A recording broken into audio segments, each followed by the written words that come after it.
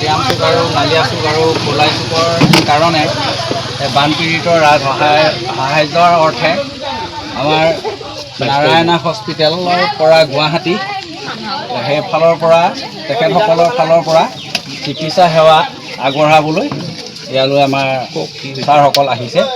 গতিকে সকলো যাৰ যি অসুবিধা হৈছে, ল'ৰা শিশু কিমান বুলি ক'লে, শিশু সৰুৰ পৰা ডাঙৰলৈকে সকলোৱে আপোনালোকে ইয়াত তেওঁবিলাকে সেৱা আগবঢ়ায়। আমি গুৱাহাটী নাৰায়ণ হস্পিটেলৰ পৰা আহিছোঁ। আমাৰ লগত ডক্টৰ এজন আছে আৰু আমাৰ একচুৱেলি দুটা টিম আহিছে, মেডিকেল টিম। এটা টিম আপোনাৰ শিৱসাগৰলৈ গৈছে আৰু ইয়াতে আমি এটা টিম আহিছোঁ। ইয়াতে ডক্টৰ এজন আছে, আমাৰ মেনেজমেণ্টৰ মানুহ আছে, ক্লিনিকেল ষ্টাফ আছে। আমি যিমান পাৰোঁ আৰু সিমানখিনি মেডিচিন লৈ আহিছোঁ আৰু তাৰ লগতে কিছুমান ধৰক ফুডছ, বেবী ফুডছ, এইখিনি বস্তু আছিলে, হাইজিন বস্তুখিনি আনিছে। আৰু বিশেষকৈ আমি চাইছোঁ ইয়াত বানপানীত মানুহৰ খোৱা পানীৰ বেছি অসুবিধা হৈছে। তেওঁ খোৱা পানীও আমি অলপমান যিখিনি পাৰোঁ আৰু সেইখিনি আমাৰ ফালৰ পৰা যিমান সম্ভৱ হয় সেইখিনি আনিছোঁ।